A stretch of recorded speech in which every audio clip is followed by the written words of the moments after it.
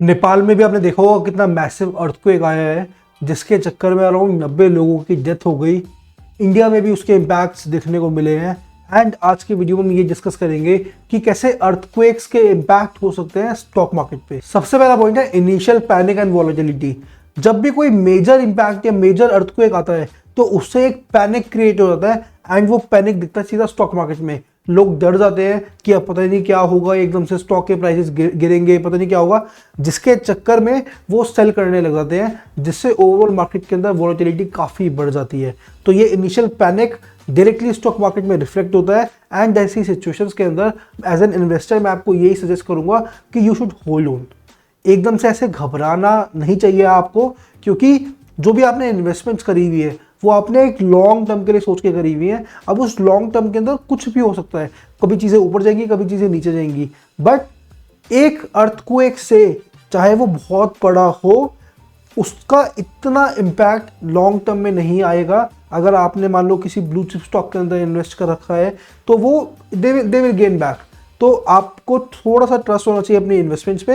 And in fact मैं तो आपको ये कहूँगा कि जब आप इन्वेस्टमेंट्स प्लान कर रहे हो तब आप इन फैक्टर्स को कंसिडर इन करो कि ओके ये जिस भी कंपनी के अंदर या सिक्योरिटी के अंदर आप इन्वेस्ट कर रहे हो उसका किसी भी एक ओवरऑल ऐसे अर्थक्वेक से, ऐसे किसी नेचुरल क्लाइमेटी से कितना इम्पैक्ट आएगा उस पर। अगर आपको लगता है कि उस कंपनी पे, क्योंकि उसका साइज कम है, लेट्स से 50% का इम्पैक्ट आ सकता है, then you should be more cautious. Second है इम्पैक्ट ऑन फिजिकल इंफ्रास्ट्रक्चर। अब अर्थक्वेक्स आएंगे, फिजिकल इंफ्रास्ट्रक्चर टूट सकते हैं, खत्म हो सकती है बिल्डिंग्स। अब वो बिल्डिंग्स ऑफिस की भी तो हो सकती है ना, उन ऑपरेशंस की भी तो हो सकती है ना जिन कंपनीज के अंदर आपने इन्वेस्ट कर रखा है।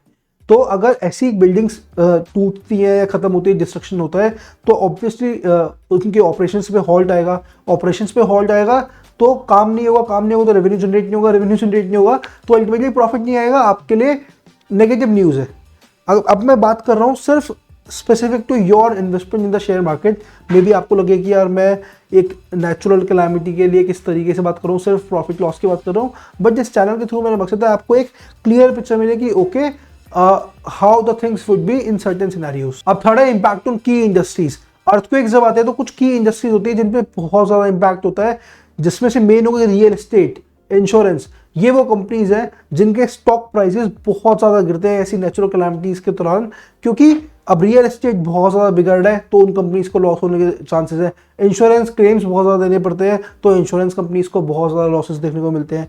तो ऐसे टाइम पे ये वो इंडस्ट्रीज है, वो सेक्टर्स है जिनके शेयर्स में बहुत ज्यादा डिक्लाइन देखने को मिल सकता है। तो you should be aware and invest accordingly. उसके अलावा ग्लोबल इन्वेस्टर सेंटिमेंट काफी हिल जाता है, लॉन्ग टर्म इकोनॉमी में काफी ज्यादा चेंजेस देखने को मिलते हैं। तो ये कुछ मेजर ऊपर से मैंने आपको बातें बताई कि एक अर्थक्वेक किस तरीके से स्टॉक मार्केट को इम्पैक्ट कर सकता है। आपको as an investor, as a trader, इन सारी चीजों को लेकर you should always be aware कि ओके ये एक इंसिडेंट हुआ है और इसका ये इम्पैक्ट होने वाला है या हो सकता है स्टॉक मार्केट पे। You should be aware, act fast, and then only you will make money.